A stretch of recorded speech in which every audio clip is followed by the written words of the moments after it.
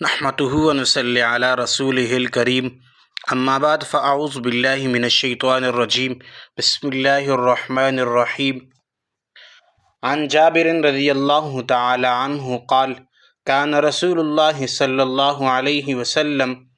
يعلمنا الاستخارة في الأمور كما يعلمنا السورة من القرآن او كما قال عليه الصلاة والسلام۔ حضرت جابر رضی اللہ تعالی عنہ سے روایت ہے کہ رحمت عالم صلی اللہ علیہ وآلہ وسلم ہمیں تمام امور میں استخارہ سکھاتے تھے، جس طرح قرآن مجید کی کوئی صورت ہمیں سکھاتے تھے۔ جس طرح آج ہم اپنی روزمرہ زندگی میں پیش آنے والے بہت سے امور میں ایک دوسرے سے مشورہ لیتے ہیں، اسی طرح استخارہ کی صورت میں ہم اپنے اللہ سے بھی مشورہ کر سکتے ہیں۔ لیکن بدقسمتی سے آج کل گروہ بندی اور باہمی اختلافات کی کثرت کی وجہ سے ایک دوسرے سے مشورے کا سلسلہ ہی ختم ہوتا جا رہا ہے۔ لیکن استخارہ ایک ایسا مبارک سلسلہ ہے جو کبھی بھی ختم نہیں ہو سکتا، کیونکہ استخارہ کی حقیقت یہ ہے کہ ایک شخص جب کسی مباح اور جائز امر کے متعلق کسی شک میں مبتلا ہو جائے، اسے کسی کام کے متعلق دونوں باتوں کا احتمال ہو کہ آیا یہ کام میرے لیے فائدہ مند ہوگا یا میرے لیے نقصان دہ ہوگا، تو ایسی صورت میں نماز یا دعائے استخارہ کے ذریعے اللہ رب العزت سے خیر بالائی اور رہنمائی حاصل کرنے کو استخارہ کہتے ہیں۔ یہ ایک مسنون عمل ہے، مگر یاد رکھنا چاہیے کہ استخارہ سے خیر تو حاصل ہوتی ہے، خبر نہیں ہوتی۔ اس عمل کے ذریعے کسی بھی شخص کو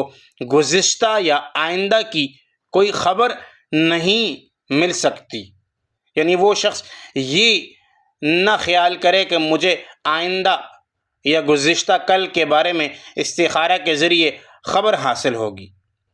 البتہ استخارہ کرنے والے کو خیر اور بلائی کی رہنمائی ضرور حاصل ہوتی ہے، بشرطے کہ اس کو خود ساختہ طریقوں کے بجائے، یعنی جو طریقے ہم نے خود رائج کر رکھے ہیں ان کے بجائے مسنون طریقہ کے مطابق کیا جائے۔ اس سلسلہ میں حضور پاک صلی اللہ علیہ وآلہ وسلم کی پاکیزہ تعلیم اور طریقہ یہ ہے کہ جب بھی کوئی ایسا مباح اور جائز معاملہ اور مسئلہ درپیش ہو جائے تو جس میں کسی ایک پہلو کو اختیار کرنے میں انسان کو شک ہو، انسان اس میں شک میں مبتلا ہو جائے۔ مثال کے طور پر کوئی کسی تجارت یا حج پر جانا چاہتا ہے، یا کسی کمیٹی کے متعلق، یا کسی اس خاندان میں رشتہ نکاح طے کرے یا اس خاندان وغیرہ میں،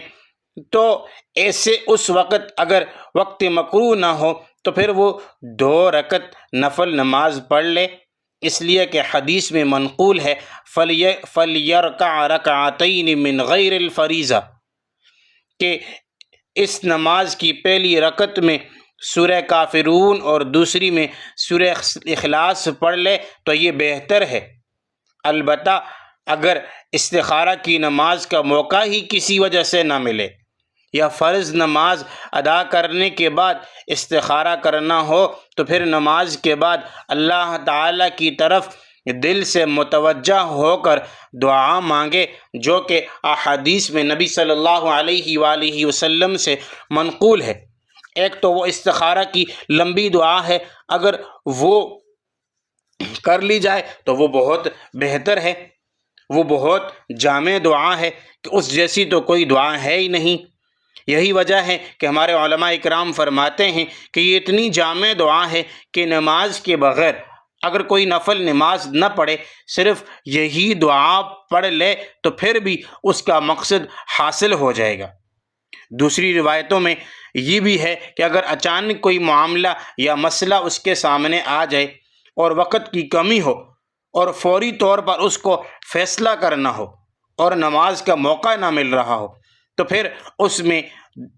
چند مختصر دعائیں بھی ہیں۔ ایک یہ دعا ہے اللہم اغفر لی واختر لی، اور اس کے علاوہ ایک دعا اللہم الہمنی رشدی واعذنی من شر نفسی، اور تیسری دعا اللہم اہدنی وسددنی۔ یہ تین دعائیں مختصر دعائیں ہیں کہ جب انسان کے پاس فوری طور پر کوئی معاملہ آ جائے اور اس کو اس معاملے کے اوپر فوراً فیصلہ کرنا ہو، اس کو نماز کا موقع نہ مل رہا ہو، تو پھر وہ ان دعاؤں کو فوری پڑھ سکتا ہے۔ تو ان میں جو بھی آسان ہو اسی وقت پڑھ لے، یا کم از کم دل ہی دل میں اللہ تعالیٰ سے مانگ لے۔ اس کے بعد اگرچہ اس کو کوئی خواب نظر نہ آئے، مگر جو بات دل میں آئے اسے اللہ تعالیٰ کا جواب سمجھے۔ اور ایک اور بات اپنے ذہن میں یہ بھی نشین کر لیجئے کہ استخارہ میں خواب کا نظر آنا ضروری نہیں ہے۔ انشاءاللہ اس سے بھی استخارہ کا مقصد اور حاصل ہو جائے گا، اور اللہ تعالیٰ کی طرف سے خیر و بلائی کی رہنمائی حاصل ہو جائے گی۔ تو استخارہ اتنا مبارک اور اہم عمل ہے کہ حضور صلی اللہ علیہ وآلہ وسلم خود اپنے تمام امور میں اس کا اہتمام فرماتے ہی تھے، ساتھ حضرات صحابہ اکرام کو قرآن کی تعلیم کی طرح اس کی بھی تعلیم و تلقین فرمایا کرتے تھے۔ لہٰذا ہمیں بھی اپنے تمام مباح اور جائز امور میں اس کا اہتمام کرنا چاہیے، خواہ وہ معاملہ ہمارے لیے یا کام ہمارے لیے اہم ہو یا نہ ہو، اور اس میں شک ہو یا نہ ہو۔ صرف چند گنے چنے موقعوں اور کاموں کے وقت استخارہ کرانے پر اکتفا نہیں کرنا چاہیے، بلکہ استخارہ دراصل اللہ تعالیٰ کی طرف رجوع کا آسان اور بہترین ذریعہ ہے۔ اس لیے کسی اور سے استخارہ کرانے کے بجائے خود ہی سیکھ کر اس کا اہتمام کرنا بہتر ہے، بلکہ ایک حد تک ضروری بھی ہے، کیونکہ ایک انسان اپنی ضرورت جتنے بہتر طریقے اور توجہ کے ساتھ اللہ تعالیٰ کے سامنے پیش کر سکتا ہے، ظاہر ہے کوئی اور اس کیفیت کے ساتھ پیش نہیں کر سکتا۔ پھر استخارہ کی توفیق بھی ہر کسی کو نہیں ملتی۔ جو سعادت مند لوگ ہیں انہی کو حق تعالی شانہ استخارہ کی توفیق عطا کرتے ہیں، اور اس کے نتیجے میں آنے والی بات پر رضامندی عطا فرماتے ہیں، جبکہ بدبختوں سے یہ توفیق چھین لی جاتی ہے۔ اس لیے ہمیں ان چیزوں پر اور نبی صلی اللہ علیہ وآلہ وسلم کی بتائی ہوئی باتوں پر عمل کرنا چاہیے، اور اللہ تعالی ہمیں ان پر عمل کرنے کی توفیق عطا فرمائے۔